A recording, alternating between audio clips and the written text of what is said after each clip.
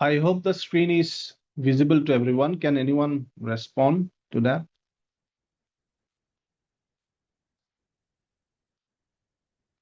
Yes, sir, it is visible. Okay, thank you. Okay, hi. Welcome everyone to this webinar. So myself, Dr.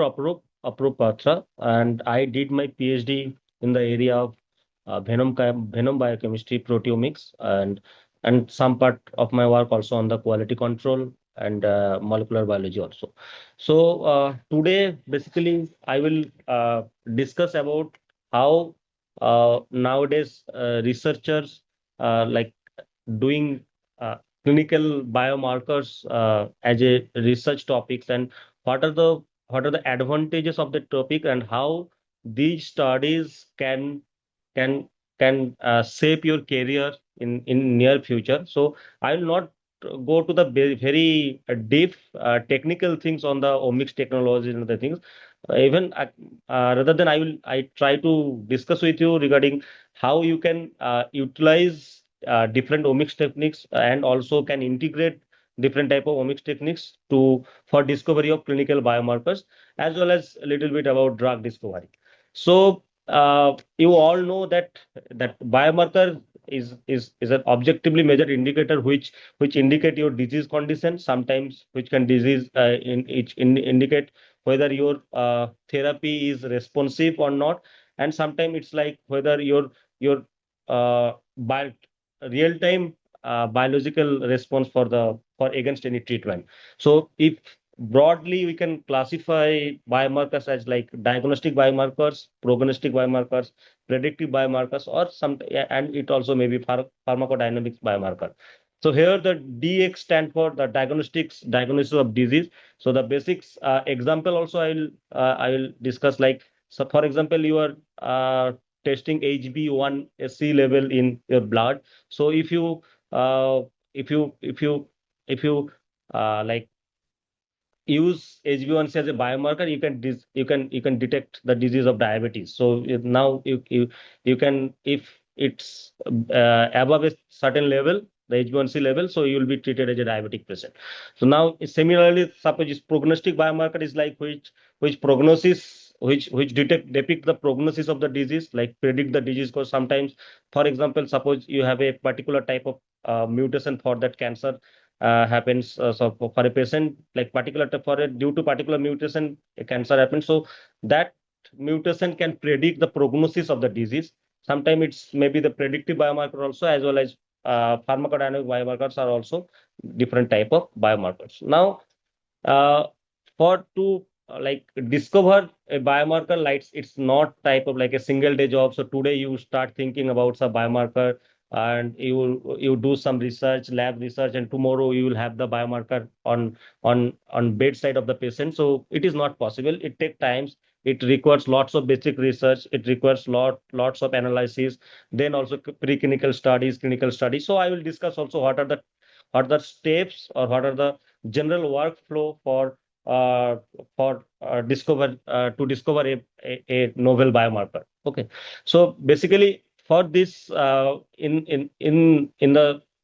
the discovery pipeline of the biomarker, we will specifically focus on the integration of different omics technology. So omics technology, primarily there are three types. So as per the central dogma, the three omics studies are very much popular. Like for example, genomics, transcriptomics, proteomics, which can tell us the tell us the different scenario of our body, or different uh, disease condition of our body, whether our body is properly working or not. So everything is in the balanced condition or not. Okay. So genomic basically is the blueprint of our body. Suppose you are trying to oh, building a house. So the blocks what our you are doing, that is the blueprint of that particular house. So those are called, you can consider it as DNA. And transcriptomic status, the the activity of that particular gene, whether it is active or whether it is suppressive, or whether it is acting properly, not properly transcribed or not. So those type of idea you will get from the transcriptomic study. And proteomics is the ultimate final the functional output of output of that particular gene, which is protein. Once you study proteomics, you will know about the protein expression level, whether protein modification happened or not, like it is phosphorylated or non-phosphorylated. So that type of idea you will get from the proteomics study. Okay, so I'm not going too much in too much depth. Okay, so now if we separately discuss those things, like by using genomics, what idea you will get. Okay, so by that all that whole genome or whole exome sequences, you will know and comprehensive history of the like what are the coding part, what are the non-coding part, and if there are any changes in the coding part or non-coding part, mutations happen. So that type of information you will get from the whole genome or whole exome sequencing. Okay, so SNP, like single nucleotide polymorphism in genotypic assay, you will get like if there are single nucleotide mutation is there happen or not, and for that mutation if some disease is happening, so you will get that idea from the SNP study.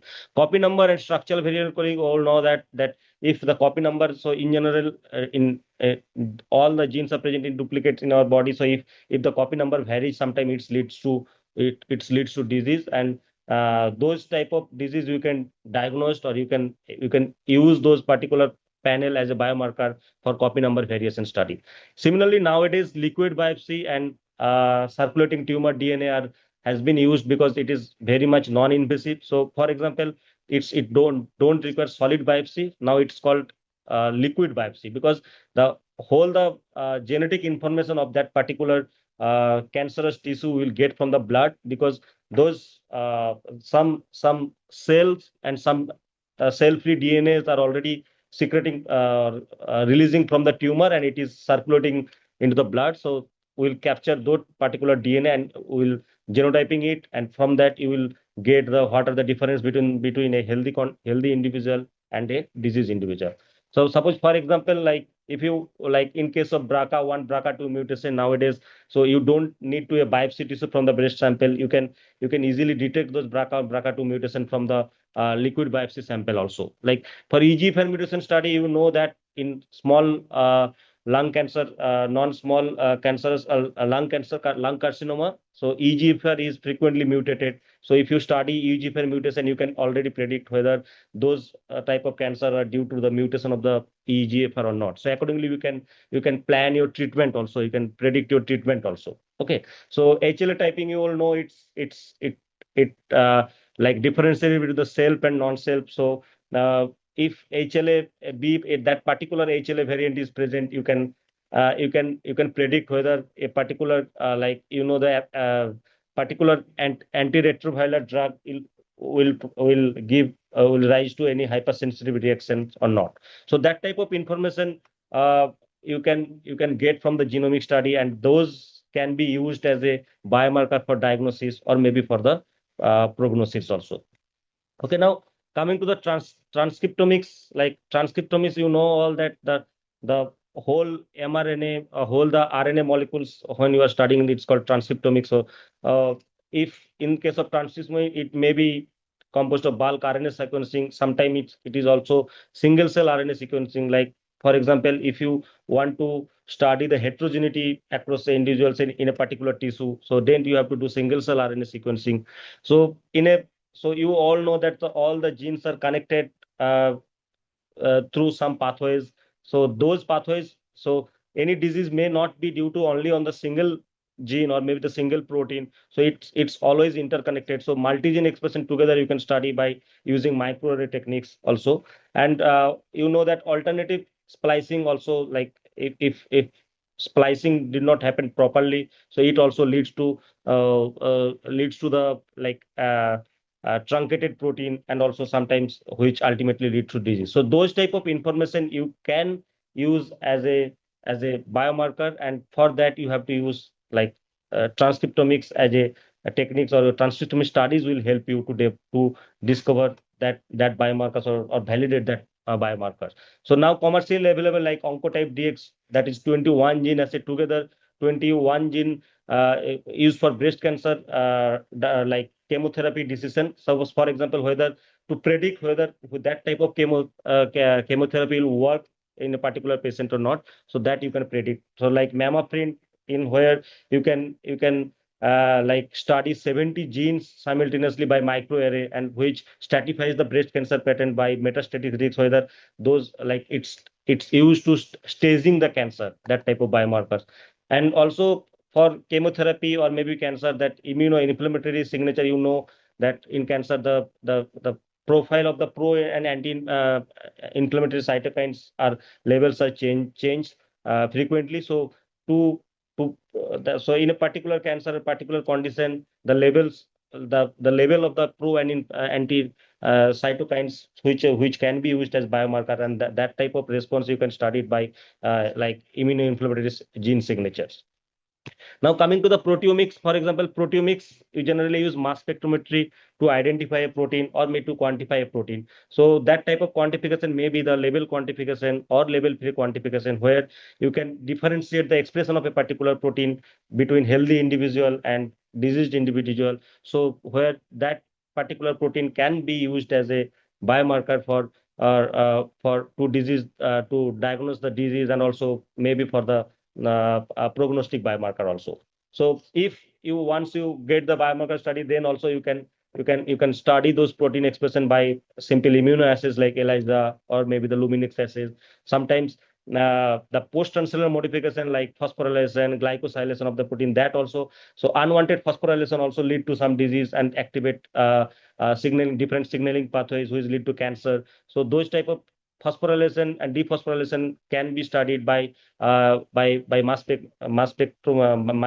spectrometry using proteomics approach very easily. So that can be also used as a biomarker.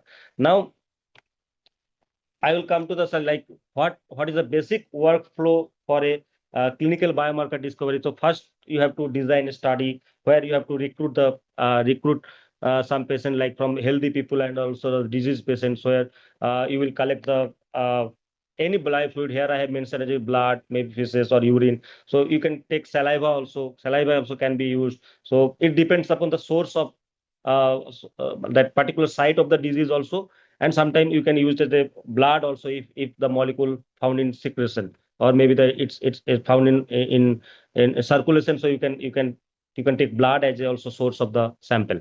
Now from that we will extract the proteins or maybe the DNA or maybe the RNA. Then we'll do the mass spectrometry if you're using proteomics, and if you are using genomics or transcriptomics, that may be the Illumina sequencing technology or maybe the other sequencer. So where we'll identify the expression of that particular gene or maybe the expression of that particular protein, and statistically analyze what are the difference between the healthy and diseased patient. Then we'll identify the biomarker which can be used as biomarker. So after that we have to I determine the sensitivity and specificity of that particular biomarker.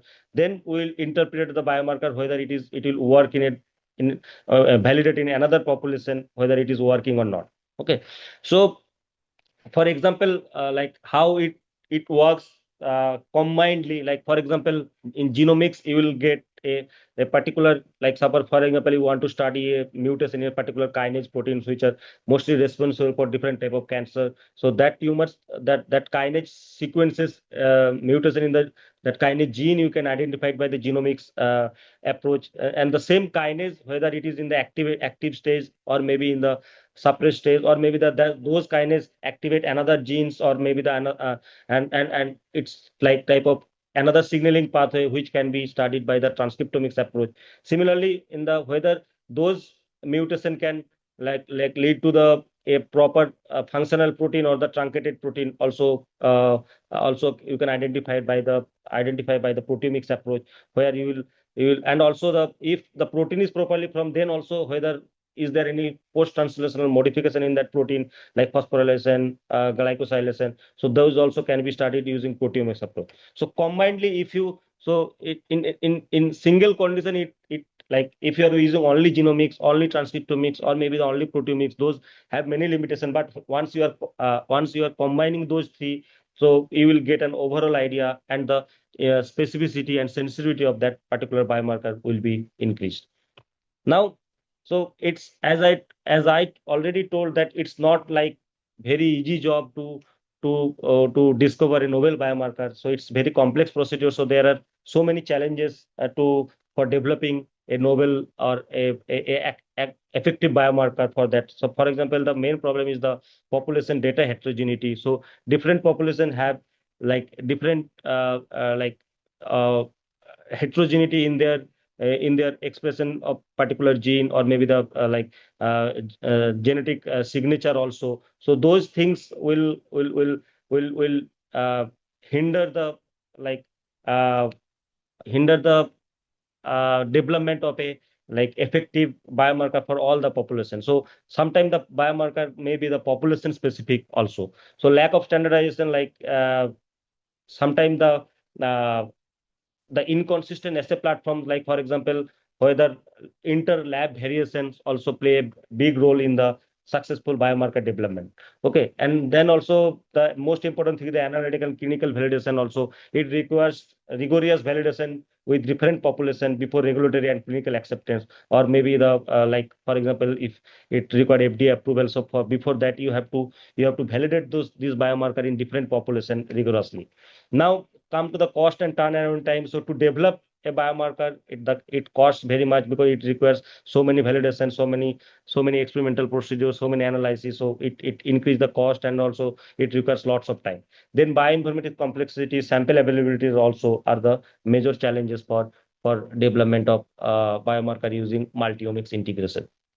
Now come to now where the field is heading, means how the biomarker discovery pathways are now advancing. So like you can use AI and machine learning. We are using now to prevent the heterogeneity of the tissue sample, cancerous tissue sample, or maybe the tissue sample. We are using single cell multiomics for developing biomarker, and also now to reduce the invasiveness, we are using nowadays liquid biopsy, which can sensitively identify, study the DNA, or maybe the cell-free DNA, cell-free RNA, or circulating tumor protein for disease diagnosis. So those are the non-invasive protocol, easy to do, and it can perform within hours. So you will get a quick result, or maybe use for screening purpose also.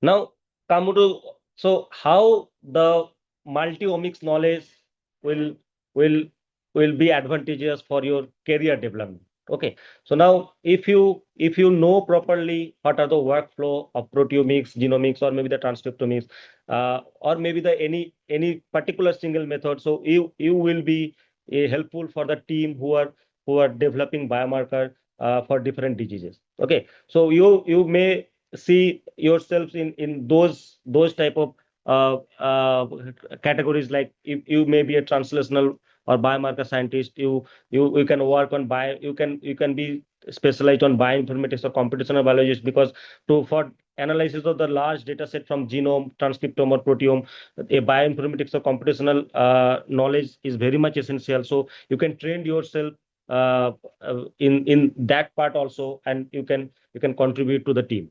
Now, companion diagnostic specialists, so develop some particular test, particular panel for detecting a particular disease. So you can develop different tests which are easy to perform, which have less turnaround time, which have higher sensitivity and specificity. Now, pharma and R&D drug discovery. So now in different pharma companies have separate drug discovery unit, where you can apply as a drug discovery scientist also if you have knowledge. So they require expertise on different omics technologies, by which they will search for novel biomarker, or maybe by using integrated omics approach. So regulatory clinical approach. So after development of biomarker, a novel biomarker in lab, now we have to cross through the regulatory clinical affairs thing for using it clinically, or getting it clinically approved. Okay, so for that you have to study also regulatory clinical affair also, so you can contribute in that part also. Nowadays precision medicine is coming as a new era for treatment. So otherwise, if you don't know about what is the particular condition of a specific person, so you cannot plan for precision medicine. For that, you need to know the genetic signature of that patient, the proteomics profiling of that patient, so that can be used as precision medicine. Okay, now who are the what are the companies or what are the multinational organization who are doing omics biomarker research? You all know that Roche, Gentech, Thermo Fisher Scientific. So those are the leading multinational company who have a branch or office R&D sector in India, like Guardant Health, 10x Genomics. So you can uh, choose those companies for your career development who are doing multi-omics biomarker as a research. Now, uh, you can see the amount of money they are investing in their R&D sector by Roche Group, Thermo Fisher, Illumina, Guardant Health. So they are investing huge amount of money for biomarker development or drug development using omics approach. Okay, so now, for example, I'll share a story how a biomarker like can be developed. For example, like the one trial has recently have happened, that Eclipse trial, where that genomic layer, epigenomic layer, and the combined signature is used for detect colon cancer. So that can be used as a screening test for colon cancer. So now the gold standard for the to detect colon cancer is colonoscopy, which is very much invasive, painful, and costly. So by simply using those cell-free DNA molecules, and also by studying their epigenomic layer, you can easily detect colon cancer from the blood. Then for confirmation, you can go for colonoscopy, but it can be used as a like screening technique. Okay, so in July 2004, it got FDA approval for screening Sears colorectal cancer with Medicare coverage. Okay, so now if you detect early colon cancer, that can reduce the like, so if 5% survival rate, 5-year survival rate is 91% when you diagnose early colorectal cancer, but when you diagnose late, it goes to 14% only. Okay, so those are the advantages of non-invasive biomarker, where you can screen like many people's, billions of people's in a like very within very low time. Now, how we can building a career in multiomics? If you have expertise on multiomics, so how you can build your career? So like, first you have to build the foundation. That means if you are an undergrad students, or if you're a like grad student, so first you have to learn the techniques very much, learn the concept of the omics very much, and then you, like, for example, so if you're undergraduate student now studying in a particular subject like in geology, so then you have to choose a course in that way, so that in that in that curriculum the omics technologies are included. So you like, and also you have to, like, in some you have to choose the project, your master project in that way, so that in that project consists a lot of omics work, so that you can develop expertise in omics area slowly, and later on you can get some specialized training on that also. Then you can apply for the different companies which I already have mentioned. Then you can lead the companies by when you are fully expertise on a different type of omics technique. So what skills that make you hireable for in this type of career, like multi-omics, data integration, some coding technology, R, Python, which are used for data analysis, or maybe the to develop bioinformatics platform, AI and ML for biology, cross-disciplinary communication, and also regulatory science literacy. So if you have if you develop this type of knowledge, you can make your career in biomarker discovery, or in the multi-omics integration. Now, Dr. Bhargav will tell how we can help you to develop a career in multiomics pathway, or maybe the multiomics integration, or maybe the biomarker discovery for clinical biomarker discovery using multiomics approach. Okay. Thank you, Dr. Aparup. I think my colleague has let you know the importance of the different omics technologies in clinical health, specifically in terms of biomarker discovery. And I'm pretty sure that in the coming 5 or 10 years, the field of multiomics is going to boom, and we'll have to take different nook and corners of the healthcare sector. So now there are different courses which are there, and obviously they touch upon a few of these multiomics technologies. And in our center, which is Amrita Research Center, Delhi-NCR, we are we are part of Amrita Vidyapeetham, and these are some of the uh, numbers which you can see. But then let the numbers be aside. I would like to talk about more about our center. Uh, the center, Amrita Research Center, Delhi-NCR, we are situated in a hospital campus, which is Amrita Hospital, Faridabad. And we are primarily doing research which are patient oriented. What I mean to say patient oriented is we do not do much of the basic research. Okay, and I do not want to demean basic research, but then we are more onto clinical research. So whenever we design a project, we always discuss with our physicians. We hear about the problems which they face when they are doing a treatment or maybe doing some diagnosis, and accordingly we try to address some of their solutions.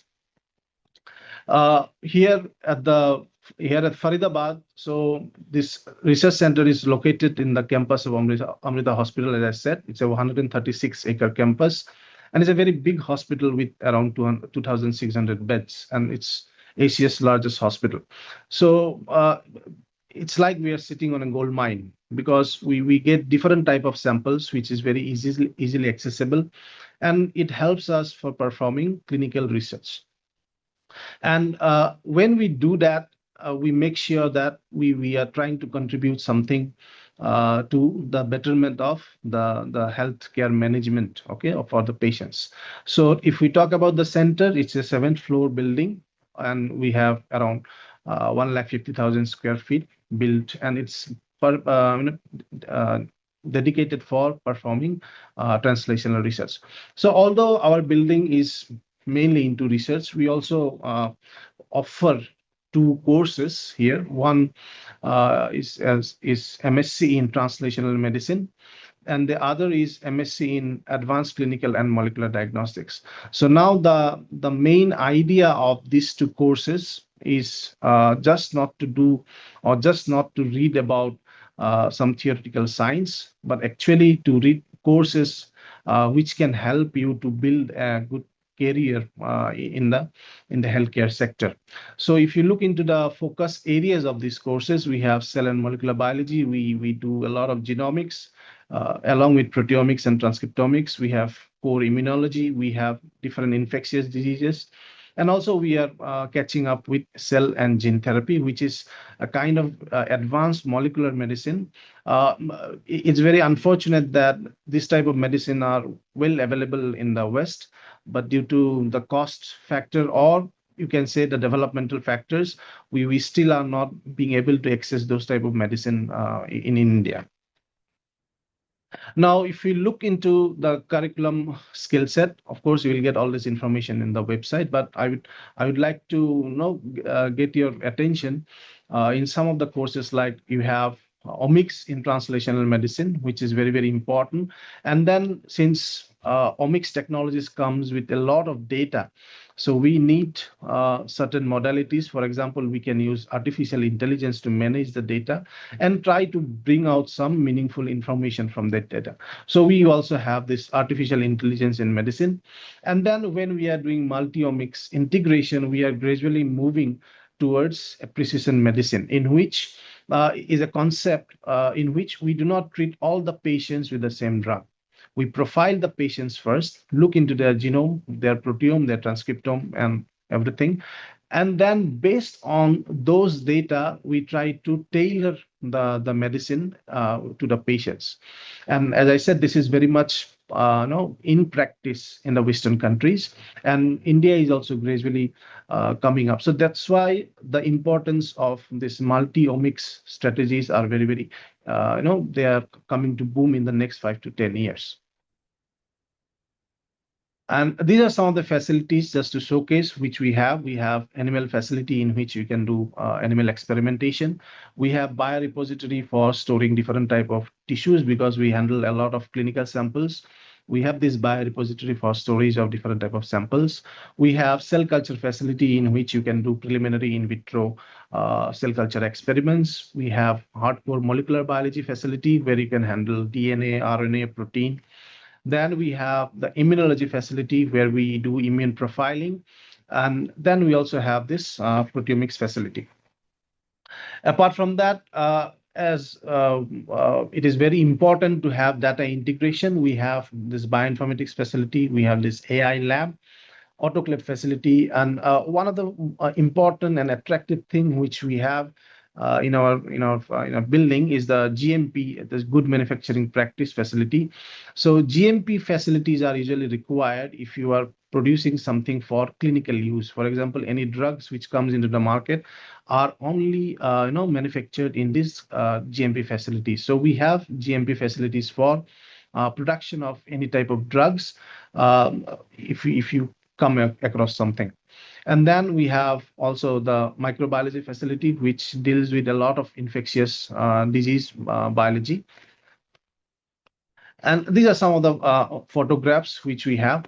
So I would like to conclude by saying that the era of multi-omics is coming, and it's very important that we gear ourselves up, especially the young generation which are coming to this field, who are at least in the field of life sciences. And there's a great deal of opportunities for them, not only for jobs, but also to invest their minds in different type of research, which are very, very important for clinical healthcare or bettering the clinical healthcare, be it in the biomarker discovery pipeline, be it drug discovery pipeline, understanding molecular mechanisms of various diseases. So these type of courses are very, very important. I think we have come to an end of our presentation. So I think if we have any questions, then will be happy to take those. Thank you.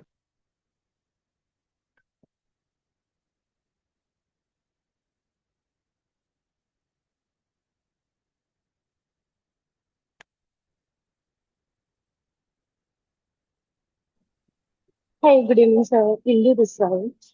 Okay, hi. Hi. Actually, I'm looking for a PhD position, not for MSc. At the time of initial like filling that form also, I'll ask for the same. Is there something related to that? I'm sorry, your Like I have voice already your voice is breaking. Can you repeat again the question? yeah. Actually, I'm looking for a PhD position in Amrita. Okay, I've already done MSc. okay. So, is there anything related to that? Okay, so for PhDs, actually, I think we have portal or where you can send your applications. So we periodically go through these applications, and whenever we have vacancies, we call for there is a personal interview, and based on the interview, we select candidates. So you can send your Query through query, the ARCD.admission. ARCD.admissions. Yeah. Actually, I tried 3 times, but nothing is there. One of my colleagues, he will get the same call for interview as well. Now, I'm trying from last 2 years. Actually, I'm belongs to Hyderabad only. Okay. So that's why I want to enroll in Hyderabad only. So what's your MSc on? I mean, which? MSc is in biotechnology. Okay, you are MSc in biotechnology. Yeah, actually, I'm working from last 5 to 6 years. I'm working in Delhi as well. Okay. So have you sent your applications to arcd.admissions? I guess I tried 2 to 3 times. I'll do one more time actually. Okay, maybe you can drop your application, because recently we haven't taken PhD So it's applications. almost all the faculties are almost full. You know that's the right. EDC rules. Every faculty can take only. But anyhow, I think Yeah. you can send your You can application. send your application. So once there will be some vacancies, new faculties will come. So that We'll time, definitely that call, time yeah. we will consider your It application. is ARCD. Yes, arcd.admissions. Okay, sir. Okay, I'll do. Yeah. Okay, thank you. Thank you.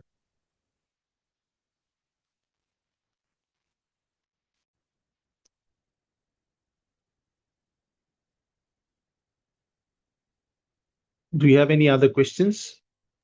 Sir ये course Hindi में भी है या केवल अंग्रेजी में पढ़ते हैं? जैसे हम ना बुंदेलखंड से हैं सर, मध्य प्रदेश से, तो वहाँ पे अच्छा, हाँ। हिंदी में पढ़ते हैं, तो ये हिंदी में कोर्स होता है क्या?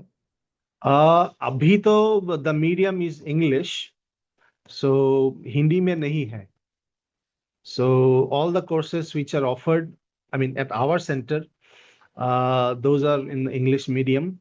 But I think if you are interested in a course, I think the language should not be a problem. I mean, that will be very sorry if you are not trying to study something only because of the language. If you are interested in the course, and we have students who have come from a vernacular medium, and they are excelling quite great. So I think you can if you want, we can talk more on that. Okay.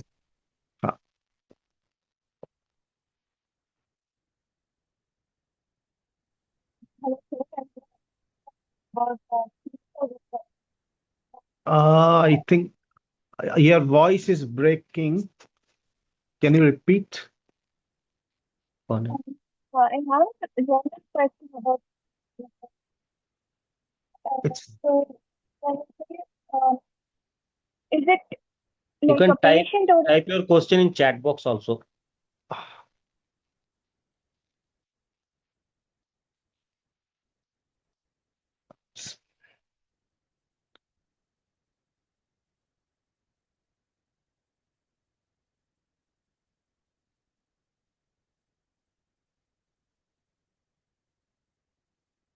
If Yeah, anyone have any other question, in the meantime, if anyone has any question.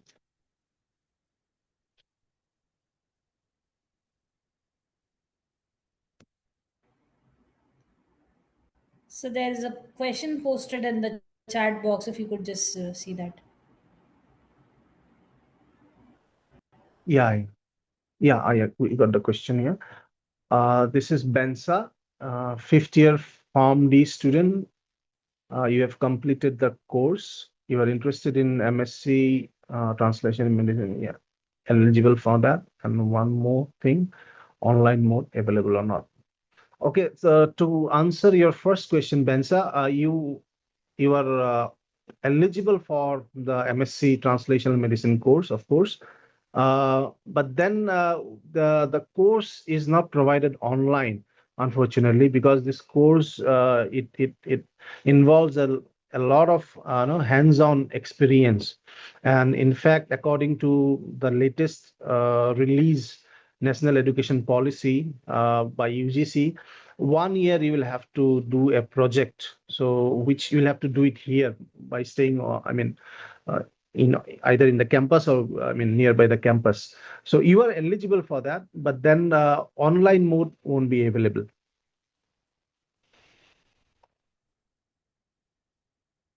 I think you got your reply, Bensa. Yeah, says written.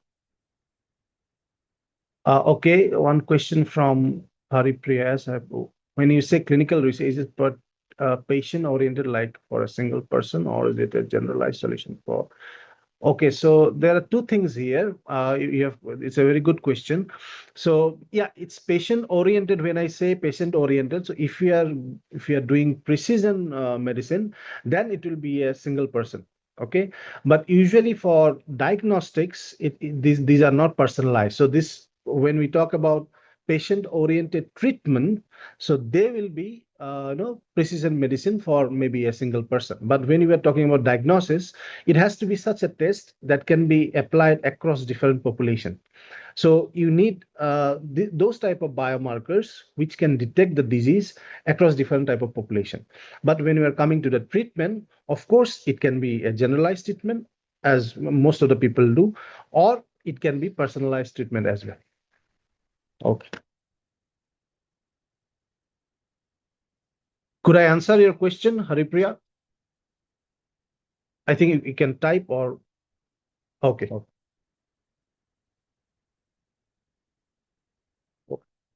If anyone have no questions, then okay, thank you all. Okay, then we'll stop here.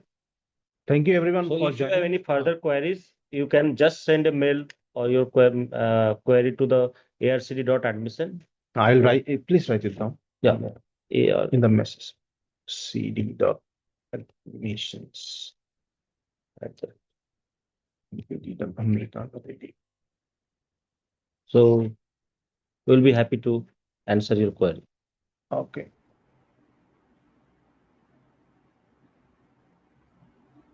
Okay, I think we have a question from Deepak Kumar. Yes, Deepak, please go ahead. Yeah, you can type or you can say. Anyways.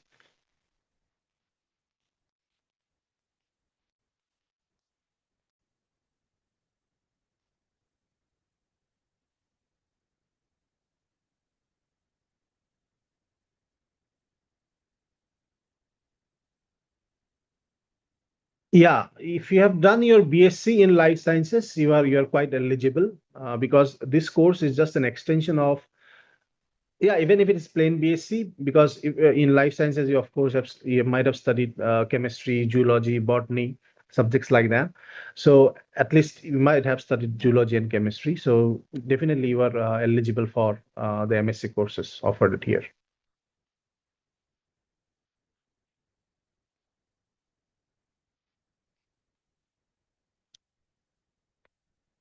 Okay, thank you.